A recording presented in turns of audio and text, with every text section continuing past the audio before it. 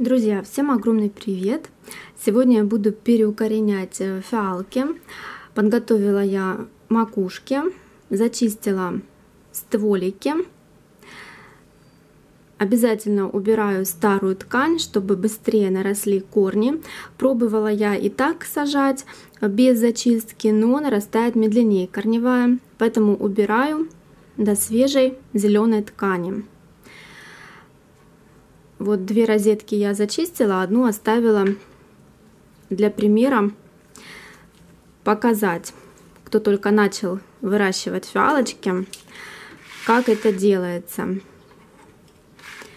Вот такой вот у нас пенечек, его нужно зачистить.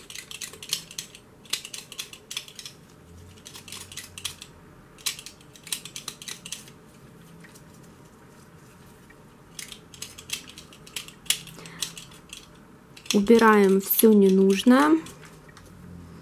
У меня вот такой канцелярский нож, очень удобно зачищать им.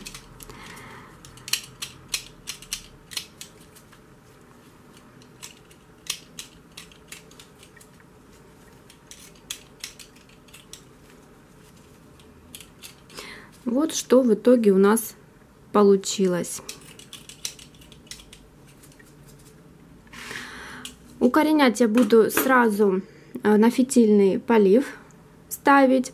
Грунт у меня верховой торф, Классман, без перлита, без пенопластовых шариков. Все замечательно так укореняется.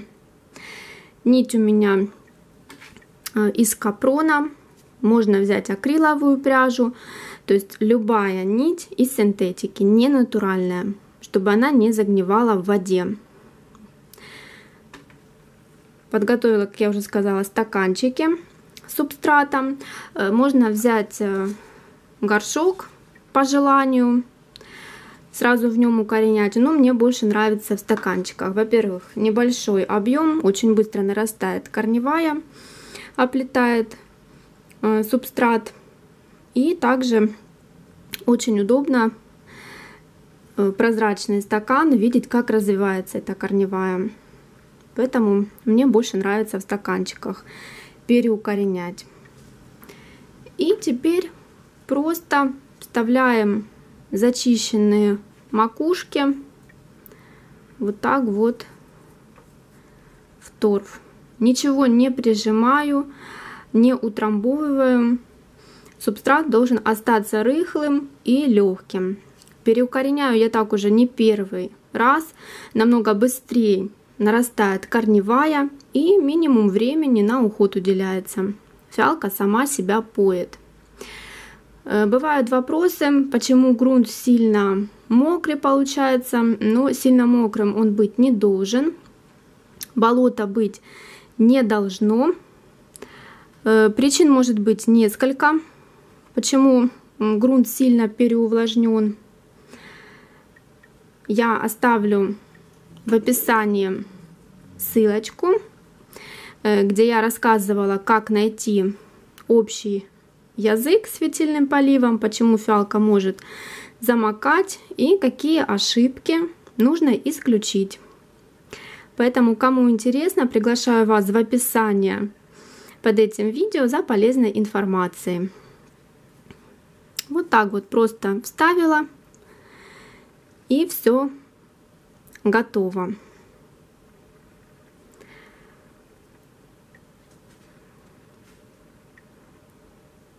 Так, и еще одна такая вот макушка.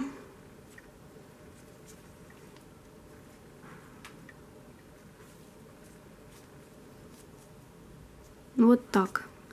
Стараемся сажать сразу по центру. Как видите, торф у меня, в принципе, не такой влажный, можно сказать, сухой. Фитиль сам тоже у меня сухой, ничего я не увлажняю перед посадкой. Сразу сейчас буду ставить на фитиль.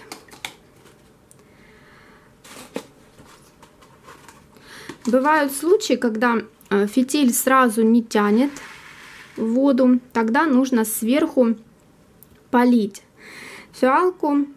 Из дренажных отверстий лишняя вода может начать стекать. Это значит, что вода смочит грунт и фитиль заработает.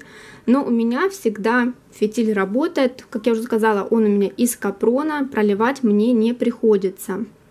Не увлажнять его перед посадкой, не проливать сам грунт, ничего этого я не делаю. Сразу наливаю воду в емкость.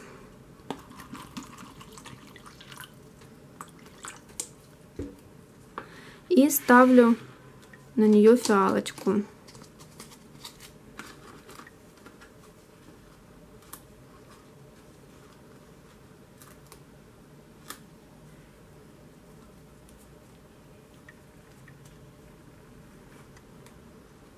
Вот таким вот образом.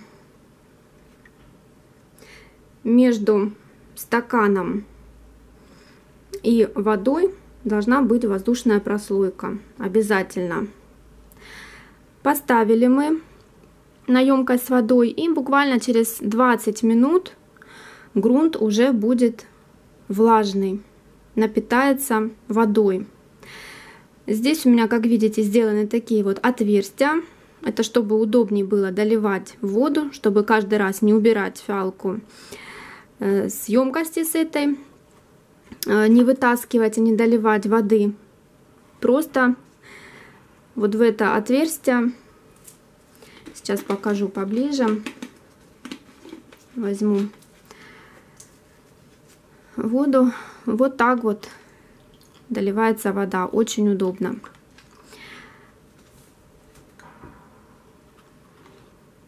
И вот так вот будут у меня переукореняться эти фиалочки.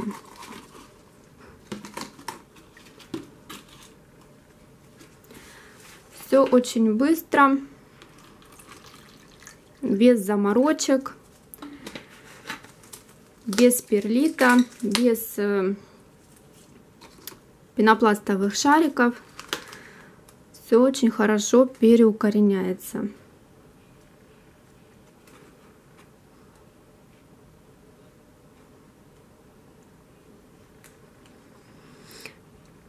Переукоренение идет по принципу, как в воде фиалка наращивает корни, так и во влажном торфе будет нарастать эта корневая. Ничего у меня не загнивает, не пропадает.